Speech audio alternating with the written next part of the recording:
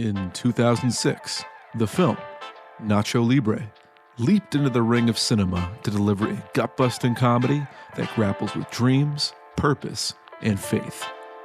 Today, a college friend stops by to talk boujee cafes and finding confidence. This is the Being Real podcast. My name is Evan. Sydney, it's time to be real.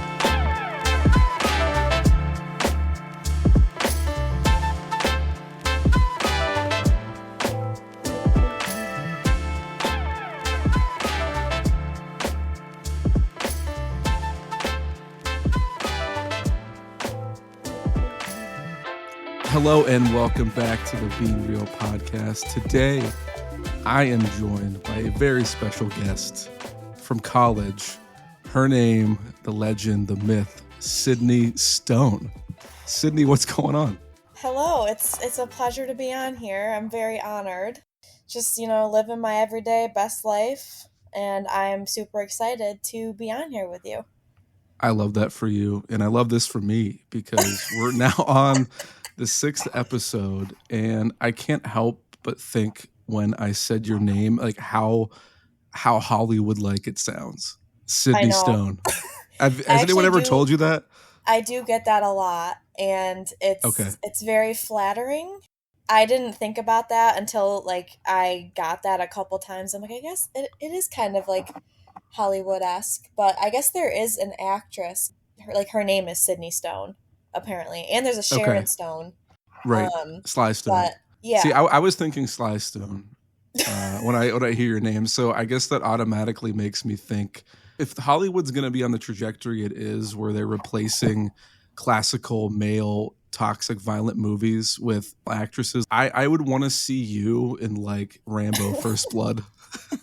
Considering your name is Sydney Stone. It's powerful, and we both know you hit the gym, and I think you'd be perfect for it. It would be something, that's for sure. I don't know how my acting skills would be, but it would definitely be something powerful. I agree. It needs to happen now.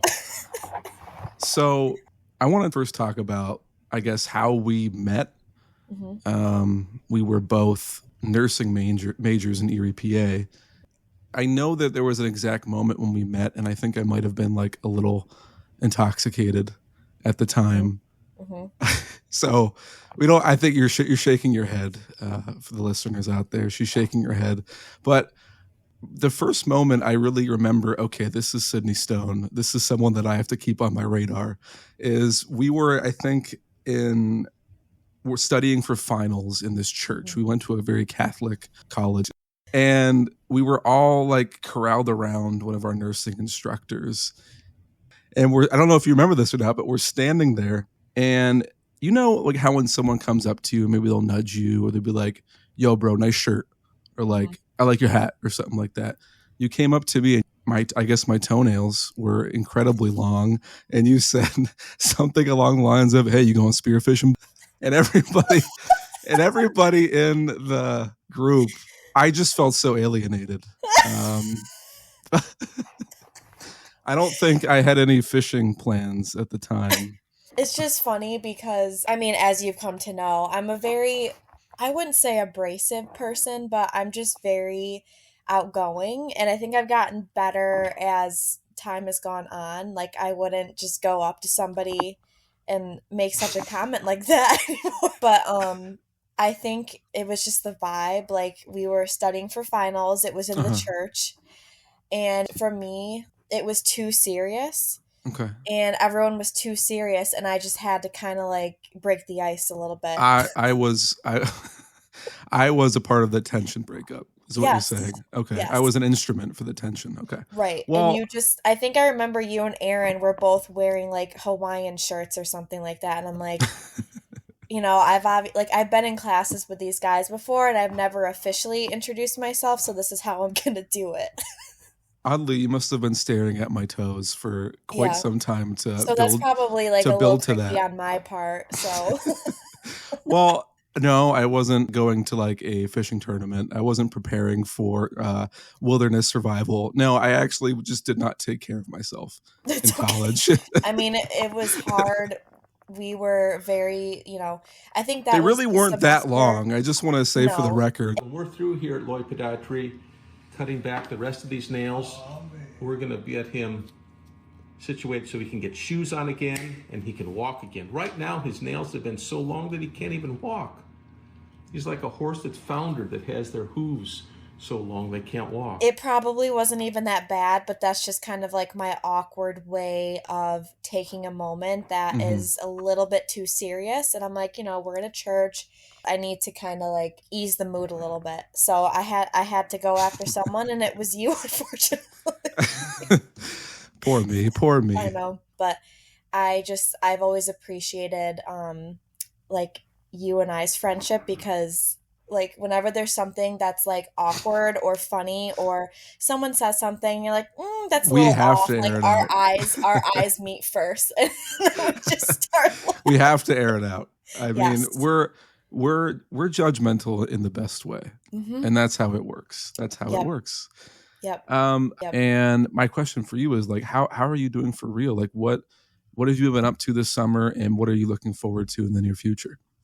So I am actually home now from Cleveland. I just moved back this past weekend. Okay, Um, but my gosh, I mean, things flew by this summer.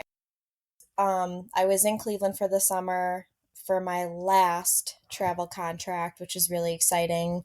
And I am now home back in Rochester. I'm starting a staff position at the infusion center next week, and it's at the same hospital that I used to work at as it's staff. fantastic. Um, Congratulations. yeah, thank you very much. I'm excited. So it's like a big transition from bedside, and I've hmm been like, my specialty has been oncology for the past 4 years. So taking that knowledge and then going into like an outpatient setting where I'm just doing, chemotherapy, blood transfusions, that kind of thing. So I'm definitely looking forward to a change. Right, right. Well, I mean, So, I'm sure you sacrifice some things as you're leaving mhm, your travel nursing position, but yes. what do you think you're going to be gaining? Maybe stability in your new role, or what? Yes, I think stability is going to be like the biggest thing I'm going to have. A normal schedule. I'll be doing 4 10-hour shifts. I was night shift for like 2 years, so hmm just getting away from night shift is going to be so good for my mental health, I think. I liked the night shift, and I don't know how long if you were ever on night shift.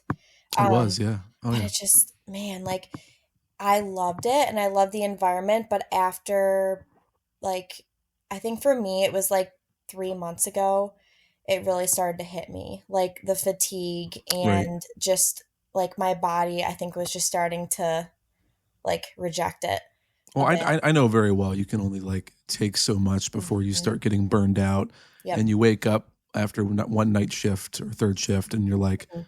what am I like? Am I even experiencing life right now? Yeah, Like, what am I doing? Like it's like opposite schedules of like my boyfriend, for example. I think the stability thing will be huge. staying up all night, you feel like a vampire. You're drinking Mhm. coffee. You're most lively at like such a weird time of the day, Mhm. and then it's hard to give back to your people, like your Mhm. family, your loved ones. What when you're trying to enjoy the daylight with them, like you feel like a Yeah. vampire. Yep. Well, it seems like you have a homecoming of many sorts, like transitioning back to the bedside, maybe near your hometown, and like Mhm. now going back to Gannon as a graduate student. Mhm. Something I wanted to touch upon, maybe a different kind of homecoming, is talking about, do you have a specific cafe in your community now that Mhm. you're really looking forward to going back to? There's a spot, and I actually went there yesterday. I kind of discovered it. It was a couple years ago. I'm blanking on the name, and I go there all the time, so I don't know why. It's called Neutral Ground Cafe. You got it. Um, Okay. so it's right on the canal here. And for those of you who are not familiar with New York, the Erie Canal is like this big glorious thing. We learned about it in like grade school and like sang songs about it. It's like the thing they built from Albany to Buffalo in New York. So anyways, it's right on the canal, so it's really just like cute vibes. So half of it is, I think they rent it out for like banquets and stuff like that. Okay. But it's like Oh, dog interesting. friendly, so people bring their dogs in there. That's got to draw a lot of There's people in alone. Yeah, there's really cute like Adirondack chairs and all the stuff outside. So it's very like cute and cozy. On the inside, there's like all these random different kinds of chairs, which I find kind of intriguing. They just have a lot on their menu, like food and smoothies and different kinds of So, coffee, and they have like 30 different flavors of syrup. So that's just like it wow, that's keeps like, incredible.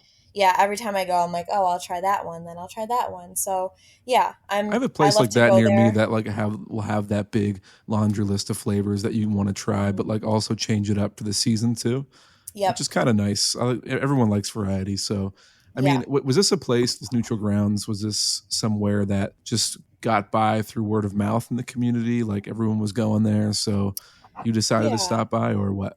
Yeah, I think it's in a location that there's all these really cute like small businesses there. Oh, like There's boutiques and stuff. yeah, so it's Nice. it's really cute, and that's just where everyone from this area goes to for like, food or just like local shopping. I think it opened up like 2 or 3 years ago, I want to say, but it was Okay. just like smack dab in the middle of everything. So I drove by it a few times. Like, I'm like, that looks kind of good. So my mom and I like went in for the first time we went there, and then it's really nice because you can just like get your coffee and go for a walk right down the canal. So that's like my little routine is I'll go there a few times a week. I have no shame in saying that. Hmm. And I'll go get a coffee and just go for a walk. And for me, that's like it's very freeing mentally. So Well, yeah, one of my favorite things about going to get coffee is it's almost like a step in the errands for the day. Like if hmm you're going shopping or you have something to do. So hmm having that accessibility of nature to your yep. advantage after going there is probably an incredible experience. Is there anything like about the cafe that you would change? I mean, I doubt it would be the location, but something about the ambiance, the vibe. Sometimes the people that work there are just Hmm. not outwardly friendly. And I Okay. don't know, I'm like, it's a call, like everyone there is happy. And I don't know if it's just because like the town that it's in, the people tend to be a little bit like stuffy. Is that the word? Snooty. So maybe they just deal with people who aren't very nice. I don't know if that's the case, but I don't know. It's just something that like I don't really care because at least I'm getting good coffee and I'm happy to support a small business anyways. So So I think maybe that's not the really the best customer service. yeah, I think yeah. it's very this cafe specific, or have you encountered that elsewhere too? I mean, I think it's definitely the town Okay. itself. Okay. The name of the town, it's Pittsford, not Pittsburgh. Okay. Um, it's a little bit more like high end, like a lot of like wealthier people live there. Okay. So a lot of So I like think that just it a just lot of golden comes doodles at this coffee shop. 100%. And listen, I do love a good golden doodle. Uh-huh. My parents have them, but it's like the golden doodles that even like the dogs even give you a look. Like it's those kind of Yeah, people. yeah, yeah. I'm like, I like, love it. I just go and it's peaceful and I just, They start I'm barking at you if you don't tip yeah, 30%. like hey. Yeah, seriously. Or maybe the fact that you tipped it all. Right. How dare they? Yeah. Yeah. So, but I mean, it is what it is. I go in, I mind my own business, and that's all I can do. Have you ever taken maybe your family's dogs or your cats? Have you ever taken your cats to this coffee shop? I have not. I think my cats would freak out. I think like they go on little stroller rides every once in a Uh-huh. while, like down my little street, and they start off as they're nervous, but then they like to see all the birds and the people. Right. I think my mom brought Seamus, that's his name. Hmm. She brought him there once, and he's very timid and low key, so he was just chill. He was just sitting there. But some of the other dogs that go in there, I'm like, oh my, just like the little yappy dogs that. Yeah, I personally have a problem. I mean, okay, it's not that big of a problem, but I don't necessarily care for people bringing their dogs everywhere. Like I'll Yeah, see it in the big department stores like Lowe's, Home Depot, and it's on one hand I'm like, okay, I mean this is great. You want to get them out walking. Maybe they don't have like a central community or part of nature where they can take their pets. Like a lot Right. of suburbs only don't have sidewalks these days, so I can see that, but I think might become almost like a risk to some I people, like the I frail agree. or kids. I don't know. Yeah. And like you just I don't know. You see and you hear about too many like freak things happening with dogs. Yeah. It I mean, I don't have a dog yet, but that would make me very nervous. Like if you come across the wrong person who might have been bit by a dog or attacked by a dog at some point and is very scared, or even another dog who's not very friendly, like you just never know. You never know. You never Well, know I, what's going I to find happen. that I do appreciate the owners who will, maybe you'll walk up to them and they'll say, oh, they're not friendly or Yes. whatever. And I appreciate that. But on one hand, I guess my default when I see a pet is like pure freaking joy.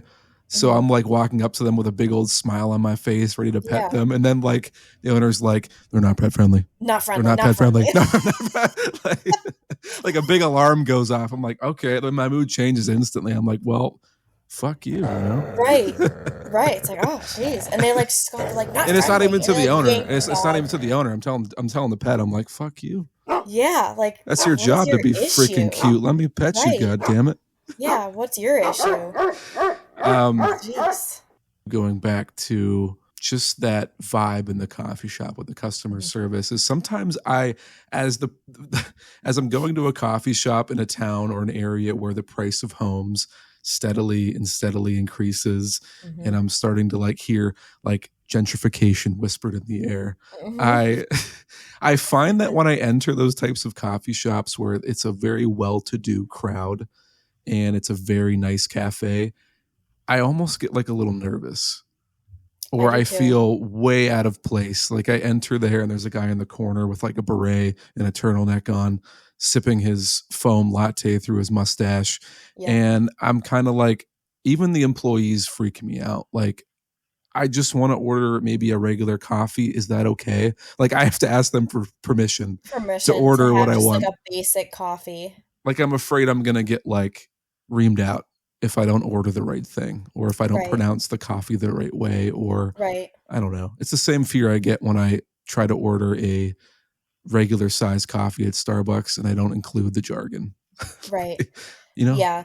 I used to think that, and every once in a while, if I'm really overthinking things, I will get bothered by that. But I think it's just because I've been living here, like in Okay. this town for, I mean, I even when I was younger and I didn't live like here, I would Yeah. come to this town a lot because of like shopping and stuff. And I kind of get used to it. And I'm also just like, you know me, like I would just wear like the most like athleisure, like nothing Like you're crazy, chilling. like You're no chilling. makeup, Yeah. and I'll just go somewhere and I'm like, I don't care. Like if someone's gonna judge me, please do. Like that's fine. I don't really care. And like I do know, like I can feel it. Like when I go into this coffee shop, I can definitely feel the looks hmm because to describe my town, I think in like a brand, Lululemon. Okay. No, I get the vibe. So you can like definitely picture that vibe. Um I just go in and I'm like, you know what? I'm here and look at me. Like Yeah, yeah. take a picture. It's fine. I don't really care. Um but it's 2024. Like we live in an age where like you should be able to look Yeah. any way you want to and you shouldn't have to explain that to anyone. So, Preach. you know, Preach, sister. it Amen. is what it is, you know what I mean? I'm not here to cause problems. Well, for a place called neutral ground, that's what it should be. You shouldn't feel Mhm, like you're pushed to like an extreme, or you're like you're out of place, right? mhm.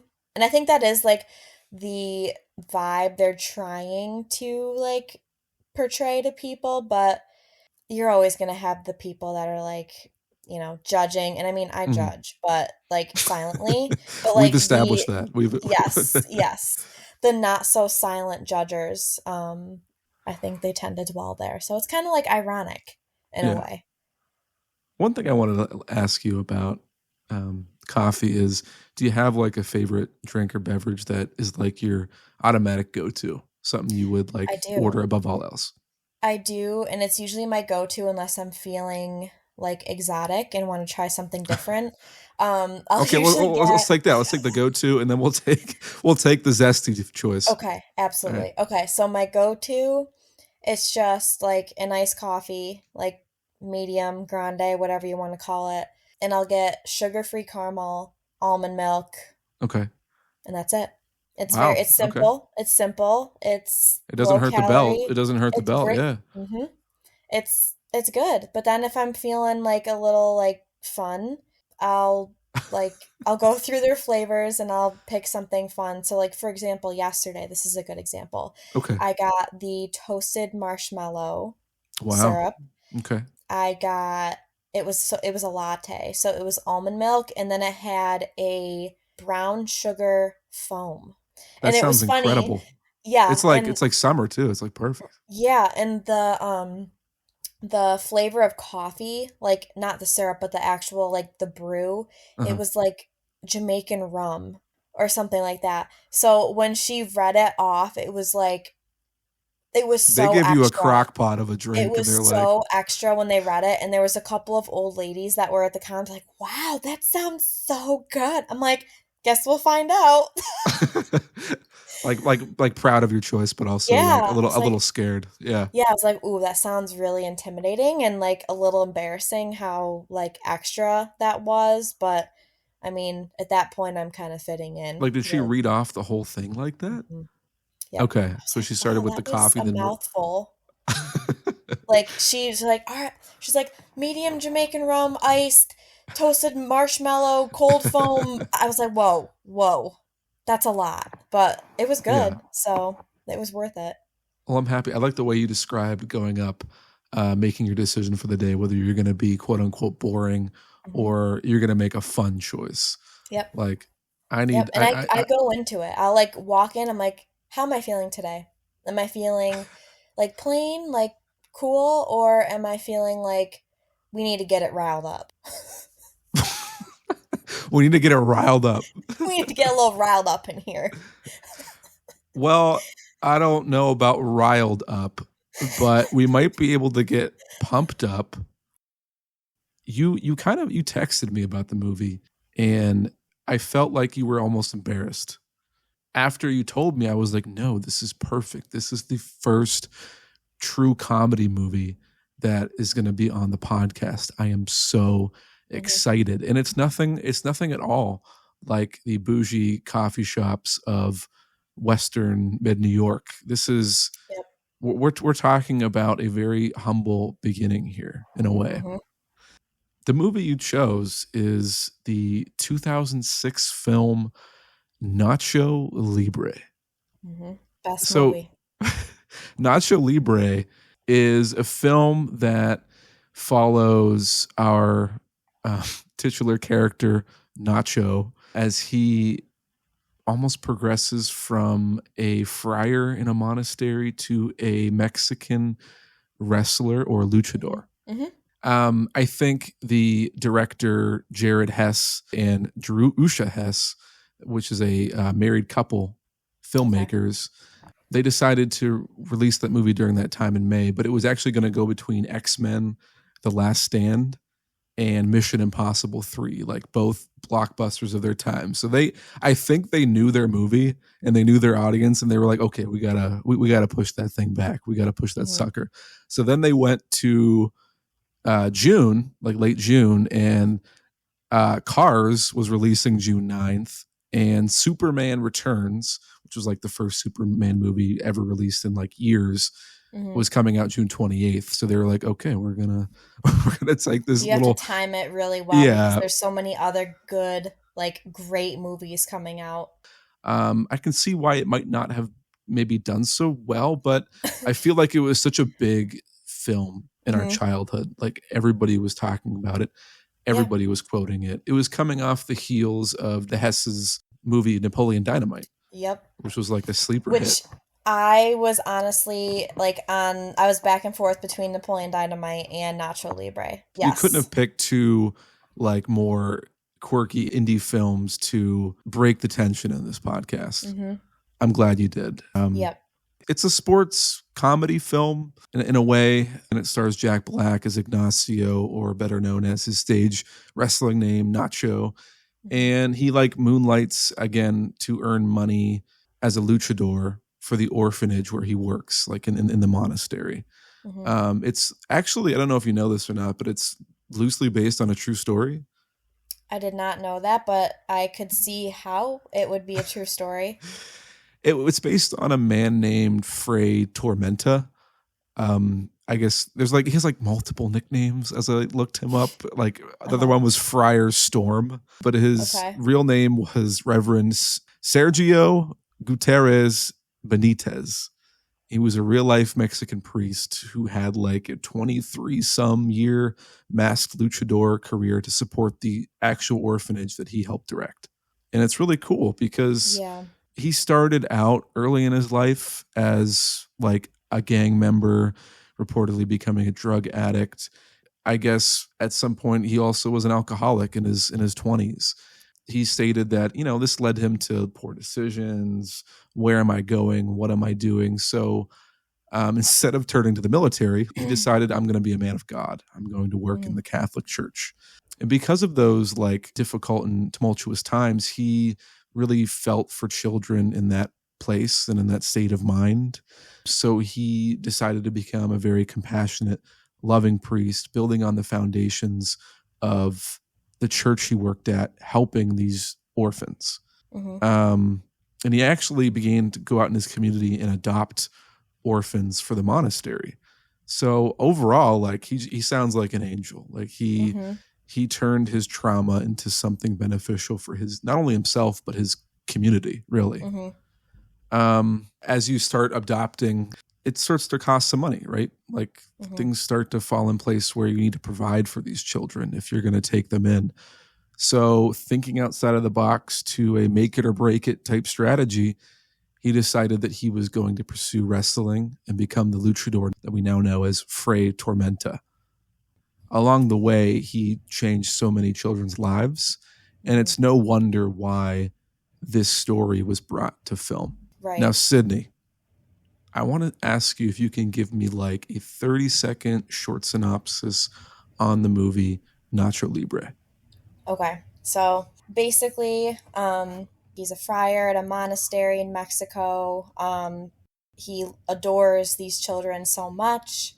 He works as a friar, so he doesn't have like any money, and he's just making the same meals for them every day. They're out, playing. They don't have much money. They're orphans, Sydney. Yeah. And it's just a very kind of a boring lifestyle for these kids, and he can see that a lot of them are just like, can we have something else to eat? Can we try something else? So then a new nun comes to the monastery, Sister Encarnacion. Ignacio takes a liking to her quite quickly. They have a few chats, and based on what they chat about, he feels like he could maybe pursue something. For him, he's interested in like the wrestling that's like so huge in the Mexican culture, the luchadores. Obviously, that's forsaken in the church because it's like a false idol kind of thing, like comparing yourself to God because you're basking in the fame and the money, and it's a sin. So for him, after talking to Encarnacion a few times, he thinks, well, maybe I can wrestle like as a servant of God and use the money I get to go towards the orphans. Long story short, it's like the struggle that he and his newfound friend from the streets, Steven, who is Escalito, like them going through their struggles of like working their way and fighting to the top against Ramses, who's like the number one luchadora in Mexico. But he Cindy, I just want to let you know that I've given you not only that, but you might be a script writer for the original film Nacho Libre. You have such an extensive knowledge of the pace of the film. Much, and I've seen it so many times. It's just, I love it. it ends on a very happy note of him being able to buy a bus for the kids, and it's happily ever after. And I don't know what ends up happening between him and Encarnacion, but there's a little love story there too. Well, I can hear you. So that, I mean, for the record, that might be the longest synopsis on the podcast so far, but it was beautifully done in about 2 minutes, and Yep. I can hear you gushing about this film. I can that your love for the film is palpable, and so was Jack Black's, the actor who starred as Nacho in the film. He was a big fan of Napoleon Dynamite. Jared and Jack Black met in L.A. to discuss collaborating, but Jack Black kind of had a problem with him starring as a Mexican man. He was very much up with the times, even back in 2006. Like, I shouldn't be portraying a Mexican man, but he was really drawn to the story by the almost conflicting nature in Nacho of wanting to live a life devoted to God, but also experience the quote unquote violence of wrestling that he's dreamed about since he was a kid. And it almost in a way mirrors, I don't know if you know anything about like the early life of Jack Black.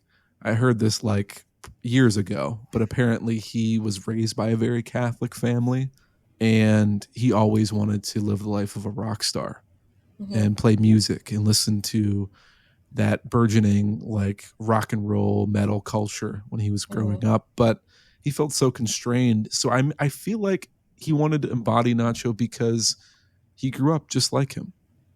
So it was interesting. And I think they brushed over the whole Jack Black playing an obese Mexican man as like he has a Scandinavian father who met a Mexican mother, and now he's almost like a gringo raised in Mexico, which is fine.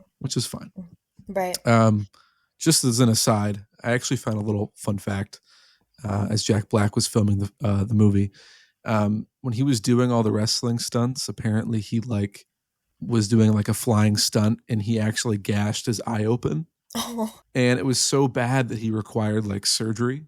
Oh my gosh, I And didn't know apparently this was like filmed in Mexico, so they were at a hospital there, and all the medical team was like, oh my gosh, he's this famous, successful Hollywood actor, because he had done like School of Rock before this. Yeah. So they were like, well, you know what? We got to pull out all the stops, and we have to call the best, most successful plastic surgeon in all of Mexico to come to do his procedure.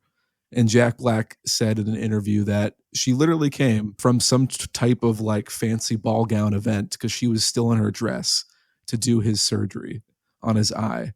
Wow. And he says to this day, you can't even really tell it was ever there. That's crazy. I didn't know that. But I mean, how could that kind of thing not happen from like all the stunts they had to do with the wrestling stuff? But that's crazy. I mean, that's crazy. And that's another part of this film I just wanted to touch on too, like the Lucha Libre. Have you heard anything about that? Maybe after watching the film or before watching the movie? I didn't really research it much, but I did find like a few articles because I looked up Ramses, who apparently is real. And I think the actor that plays him is like, that's actually him. So I kind of looked up a little bit about him, but elaborate a little bit more about what you looked up. Well, in my my light reading, I found that Lucha Libre is like traditionally, obviously, a Mexican professional wrestling sport. It has these colorful masks, and it has these vibrant, costumes. And they've come to mean like different things or imagery for like animals or gods that they pray to or so forth. So they're very meaningful. The sport itself uses a lot of high flying maneuvers. They have like traditional like WWE-esque events like tag teams, rumbles, things like that. So it's really cool. I wanted to talk about like the masks in general, though, because throughout the film, everyone's trying to take off Nacho's mask during the fight. And you're like, why this fixation on taking off his mask? And it's played to the film like, oh no, they're going to reveal that he's Ignacio, Mm-hmm. and that people in the church are going to find out. So in that way, it makes sense per the plot. But in the early days, like the masks were used for, obviously to distinguish the wrestler, but those colorful designs, as I mentioned, evoke the images of animals, gods, heroes, and like stories and tales of long ago. So it's not exactly a gimmick that they're wearing these costumes. It comes from a history, because it has to deal with so many sacred themes and maybe the animals that the wrestlers identify themselves as, or maybe form their moves and techniques around. The mask is almost considered sacred, so much that like if you remove the opponent's mask during a match, it can even be considered grounds for disqualification. That's interesting. It's Sorry, like go you ahead. said, it's like the subliminal message of like the movie too.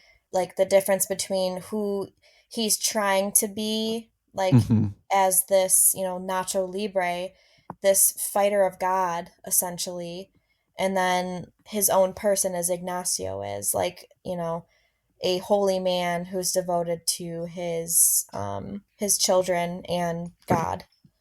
I really like that take, So, because I feel like or I should say Ignacio, throughout the film, he's always looking to fulfill his dream, have mhm, that dream fulfillment, which is always something everyone aspires to. But on the flip side, like he never goes about it in a way where he stays true to himself mhm, for the majority of the film. So when we come to the end and he's embraced his true passion about caring for the children at the home mhm, and doing his duties like cooking, you find that he is completely in tune with himself, and he mhm, no longer needs the nacho mask to show the world and really his community not only what of a good wrestler he is, but what a good performer he is, mhm. because it's always been there.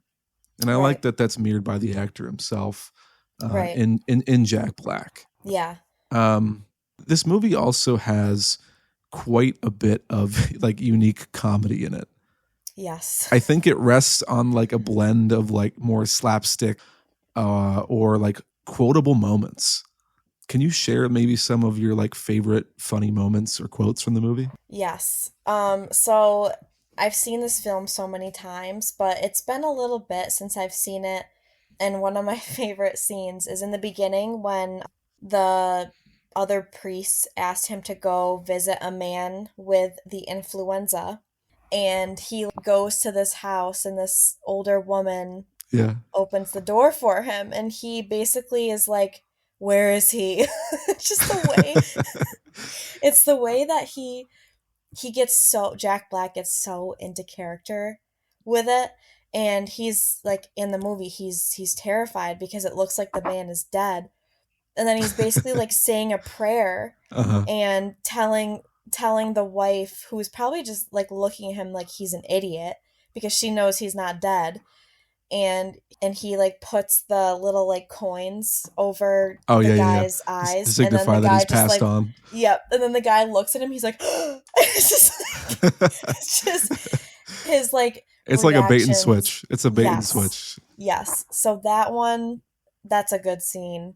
I'm glad the movie gets to show this, like, because Jared Hess, he directed Napoleon Dynamite, so it's this really like offbeat, like quirky, eccentric humor, Mm-hmm, and then it's mixed. Like I'm thinking specifically anything that features the corn in the movie, mm-hmm. and which would be the elote, which is the corn.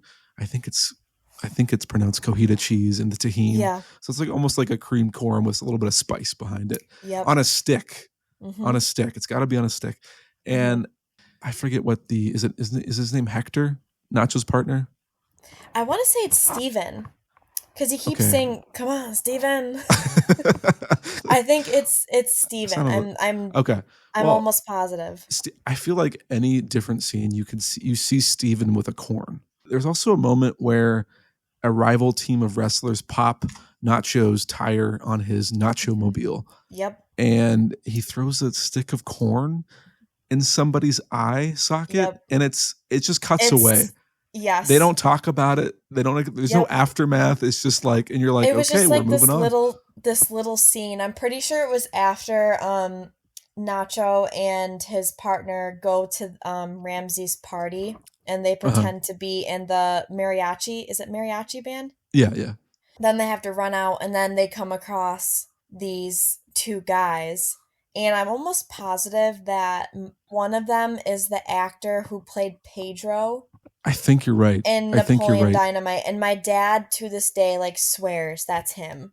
So maybe that's like a little thing they added in because it was the same people that developed the movie. But it's just like the randomness of them, like, just having a standoff, and they're just staring at each other. And Esqueleto is eating his corn, so gross, and then he just flings it, and then it just goes on to the next scene. Esqueleto, that's his name. They call him Steven, though. Yeah. Well, and it's just like, that was such a funny, like, you laugh, but then it's like completely different scene, and they don't like realize, like, it was just like a little, and that's the beauty of the film, though. There was like so many of those moments where it's like randomness. It just continues that balance of like weird hilarity with like genuine emotion. Like, you start to care for these characters, because even just looking at Nacho and Esqueleto or Steven, like, okay, Nacho, I guess, is back then he would have been considered, like, Jack Black would have been considered a very obese man. So it's funny. He's in a leotard. He's a wrestling fat man. Yep. And then you have Esqueleto. He's this freaking beggar eating tortilla chips off the street, skinny, scrawny guy. And just even the juxtaposition of that, you just can't help but like smile. And there's just so much genuine emotion packed behind the physical performance of these two. Like, they just seem like brothers. Like, you know, when siblings fight and you're just like, it can be a little scary, but also it's kind of endearing in a way. And I think it's funny because there's also like a hidden message, I feel. You have Ignacio, who's a man of God, and then you have Esqueleto, who says that he only believes in science. I find that very interesting, and there was like multiple times where Ignacio's like, you need to get baptized, and he's like, no, I only believe in science. So I found that very, like, it was kind of funny, but it was very endearing. I want to touch on the faith aspects of the film soon, but I just wanted to get a few quotables out there and see which one is your favorite from the ones that I've jotted down. Yep. Is that cool? I'm ready. All right. So the first one is, let's see. I forget what was happening in this particular scene, but I think it was more like the children in the orphanage were inspired by the luchadors, and they're like wrestling, and the sister is very disturbed. She's very perturbed by their behavior as it's straying away from God. And Nacho goes, they're just niños trying to release their wiggles. Yes. And then speaking of the sister, Nacho's talking to Esqueleto about the sister and how beautiful she is. And he goes, have you ever had feelings for a nun? And I'm like, yes. I'm like, that's such a good line. I know. It's just simple, but so effective. And then there was like another one, if we're talking about something from science, and he's like, underneath you find a man. Underneath the man, you find the nucleus. And I'm like, oh my God. That was one of my favorite, like, lines from the entire movie, easily. Yeah. When he was like bringing Encarnacion out on, like, it was definitely meant to be a date, and he wore his fancy clothes, and she was like, and beneath the man we find his nucleus, and it's just the way he said it, and Encarnacion was just like, what do you say to that? But it was so deep. It's very robotic, and I think now that you mention it, it might go even a little bit deeper than just being this funny one-off moment, because it's probably my favorite funny quote of the movie. But think about it. He's almost like, underneath the man, you find blank, blank. He's thinking, and then he comes up with something so inhuman and nucleus. And it makes sense for his character because he's trying to find himself. He doesn't know what's there. So I think it maybe makes sense for his character. It really does. It was perfect. And that's a very memorable quote. Okay. So Right now, Sydney, I want to take a break and come back. I want to ask you to get in the ring with me. Okay. And do a segment called Two Truths and One Lie. Okay. And then we'll talk about that religion aspect in the movie because it's important. Okay. And we'll give our final verdict in the film. What do you say? That sounds like a great plan. All right, let's do it. Okay.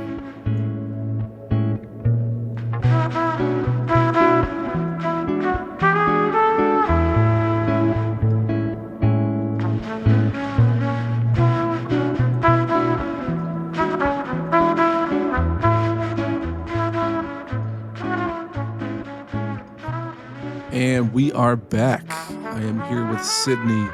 We are a couple of high-flying luchadors grappling with the 2006 comedy film Nacho Libre. Sydney, how you feeling about this one? I'm feeling good. I am loving this very in-depth conversation about this movie. It's very known to my family that I love this movie, and I feel like you could definitely share like the appreciation for a movie like this. And I love that you like have done your own little research on it, because I'm like learning a little bit more about the movie, like behind the scenes of somebody's life that this actually might be about. So I'm loving it. To be honest, I could feel the love that went into this film while watching it. So I wanted to learn more about it, like what the drive behind this film, and I've uncovered so much. So hey, thank you for the opportunity. Mm-hmm. Before we took a break, we talked about Nacho's wrestling, his dreams, his aspirations, and we also talked a little bit about the comedy. Now, as far as the actual wrestling, I think Nacho and Esqueleto, they literally lose each and every one of their fights before the big final wrestling match against Ramses, the famous golden masked luchador. Mm-hmm. And they keep doing their thing, and they keep entering these tournaments and these matches because they're getting money. And even buying nice new fits for himself, Nacho puts a little bit of that money back into the church to feed those orphans. And I wanted to touch a little bit on that because we find that Nacho, despite him serving those bland meals because the kitchen wasn't being funded by the church before, we find that with this wrestling money, he can actually cook pretty well. And he serves up some fresh ingredients for these kids that he can now pay for. And he couldn't afford the right ingredients before, but now he can. Much like he didn't have the recipe to unlock his greatest potential and happiness, but now he does. There's this commonality between him reaching his dream of being in the ring and embracing the part of him that was starved for something more, just as he was as a kid growing up in poverty and dreaming an unattainable destiny. And what comes as a thorn in the side of that dream is his connection to his faith. I think I wanted to briefly touch on the theme of religion and maybe just the conservative nature of faith. He's obviously a man of religion. His wrestling partner, Esqueleto, is a man of science, and you kind of start to see the conflict there between two ideologies where, like you said, Ignacio tries to baptize Esqueleto after the wrestling match where he's filling up the tub of water and dunks his head violently into it. So, I mean, like baptized without consent in a way. Right. And the sister says it best herself, like lucha libre is a sin. And he says, but why? And she says, those men fight for money. They fight for false pride. And he replies, like, is it always a sin to fight? And she tells him, if you fight for something noble, like these orphans who need your help, it's morally okay by God. Now, I believe you're a woman of faith yourself. Is that wrong to assume? Or So I was raised Catholic. It was pretty strict, I would say. Like, not like probably as strict as most would think, but you know, we went to church every single Sunday, obviously for like Lent and Easter and Christmas and all of that. We were very involved with like the fasting thing, and during Lent giving something up. As time has gone on, I still have faith. I practice and believe how I feel is what's comfortable for me. I don't necessarily agree. I don't agree with a lot of what the Catholic Church believes in, if that makes sense. Sure. I think maybe a negative connotation that people have of let's just say any religion. If we take real life examples, like people that grow up in maybe a more strict faith-based household, they tend to act out a little bit more because it's so conservative. And I think that's what we find as a message in this film. Like, he's growing up as a rebellious kid in a monastery who wants to wrestle. He was raised Catholic, and he has this untamed spirit bound by something very conservative in his faith that isn't allowing any wiggle room. It really shows when he starts cooking the cabbage stew as a kid as one of his duties in the monastery, and then he's growing up doing the same thing, serving the other children in the orphanage, a similar fate almost. And the song, that main theme in the movie, I Am, Love that starts song. to play. But in the beginning, in that moment, it's a very somber version of the I Am song than we get later in the film. And it projects that, bound by the chains of his faith and being as conservative as it is in that moment growing up and working later on in life, he's simply existing and not truly living to his potential.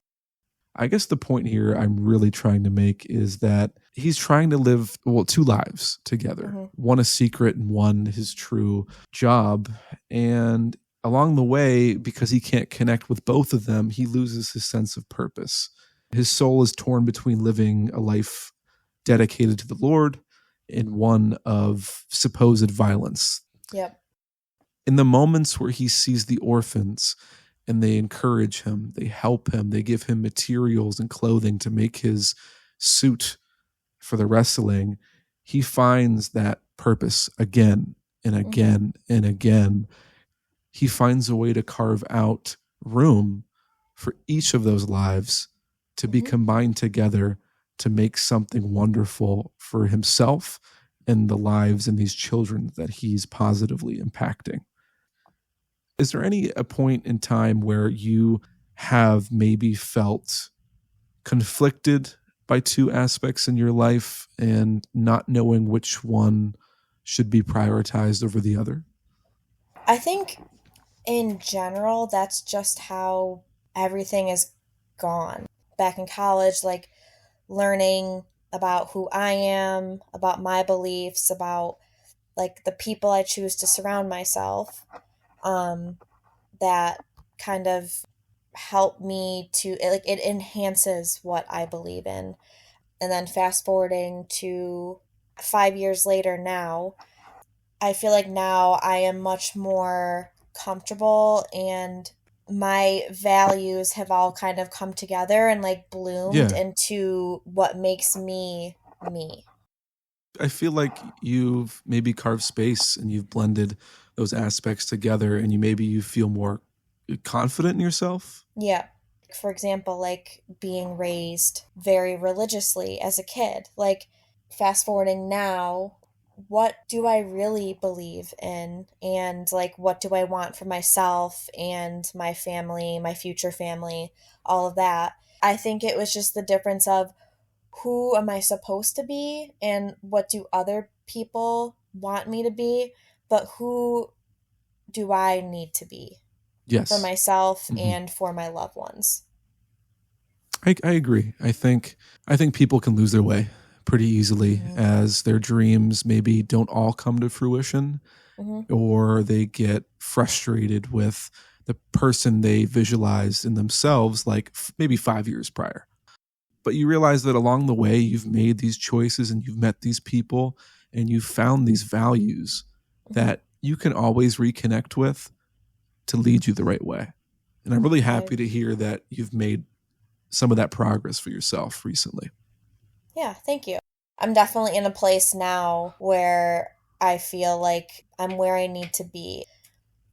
Now that you've found all this confidence, do you want to hop in the metaphorical ring and do a segment I like to call Two Truths and One Lie? Absolutely. I am ready. All right, I'm going to give you facts about the film, obviously 2 truths and 1 lie, and it is your duty to pick what you think to be the falsehood. Mm-hmm. So, number 1, Nacho's like little car, the Nacho Mobile, so to speak, is a customized version of an actual pedal tricycle commercialized in Mexico, which got an aftermarket upgrade by adding like an engine and wider tires. So it is structurally based off of something very real. Okay. Number 2, the film largely centers around an orphanage in Mexico, inspired by the real life Fray Tormenta, as we talked about early in the episode. About half the child actors were pulled from very real orphanages to star in the film. Okay. Number 3, the song that Jack Black sings at the party was improvised, like the party where Ramses is at. Director Jared Hess admitted he didn't have time to come up with a song that Nacho sings, and Jack Black quickly replied, "Leave it to me. I already got one." Sydney, what sounds a little fishy? I'm going to guess number 2. So, number 2, orphanage actors. Mm-hmm. Like, I know they do, like, normal people just in the background, like, standbyers, I guess you could say, but it seems like kind of a ballsy move to have actual orphans in a movie like that. I don't know. Okay. Well, Sydney, I've been winning a lot as of recently, and I'm going to have to actually pass the metaphorical belt to you. Oh, gosh. You won. I was You got the expecting lie. I was expecting to not be right. Listen, I'm here to pad that confidence that you found in yourself. That's all. Thank you. You're Thank you. welcome.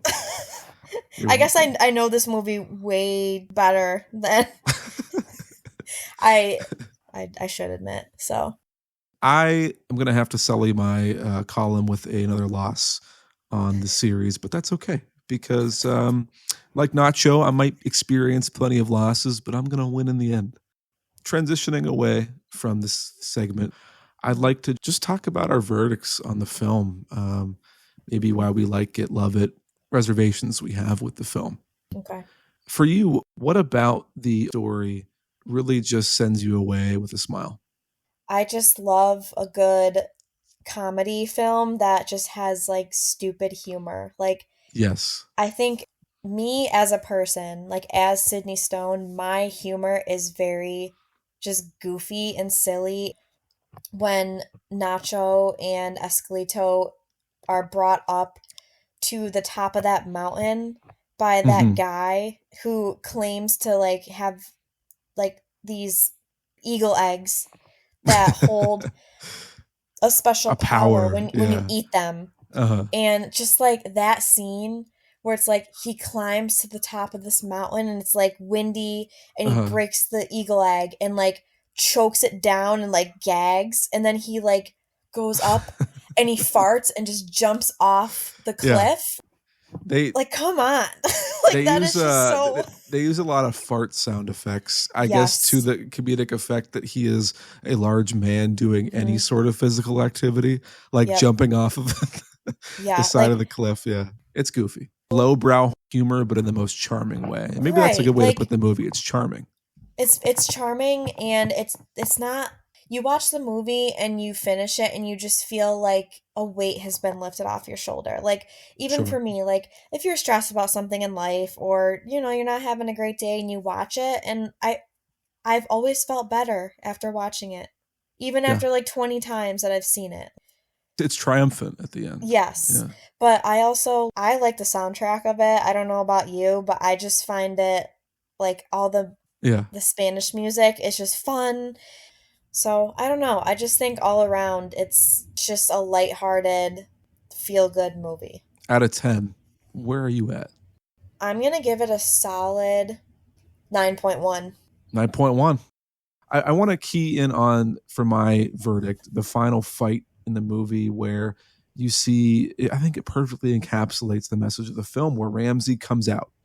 Nacho's like once idol, but now arch nemesis. And he comes out of the mouth of this entrance that is shaped like his golden mask. And there's fireworks on display. He has lady escorts. He's literally the antithesis to what Nacho stands for. Yes. As referenced by the sister. Nacho fights for the orphan community while Ramses competes for pride and glory. Per character, like Ramsey tries to unmask Nacho, the ultimate sin, and Nacho looks over, and the camera pans over to the sister and the children who are finally attending a match despite their greater faith in what they believe. And you see exactly who he's fighting for, and he believes in himself again, and he almost gains that eagle power that you were talking about, because they do this extended shot of him jumping from the post of the ring, and he is literally flying like an eagle. Flying to Ramses. And it feels so victorious. And he submits Ramses, and he finally wins for the biggest prize in his community. I thought it was fantastic. And that last send-off, packing in all those messages together, makes me feel like this movie, while not perfect, I'm going to say a 7.5 out of 10. I think they could, from a comedy standpoint and from a sport movie, I don't think it's perfect. It's charming. It honors the history of the sport while poking a little bit of fun at it. I just can't help but feel so like giddy when I finish this film. Right. We're here at a point talking about victories, religion, and faith, and seeing how you can reconnect with your purpose to make your aspirations come alive and your dreams fulfilled. I'm super happy to hear that you are finding your purpose in life and exploring what makes you you. And like you said, and like I found while talking with you, there's a lot of confidence in that. I really appreciate that. Truly. Well, thank you for tuning in. Yeah. Here with Sydney. So much fun. Having fun, talking about the movie, Nacho Libre, her cafe, Neutral Ground. And moving forward, don't be afraid to reconnect with who you are and who you've made yourself to be. And don't be distracted by the flashiness that you see around you, or maybe even want for yourself. Because at the end of the day, it's you against the world, and you might lose 1,000 battles, but if you stay true to yourself, you're going to find and win the ones that you need.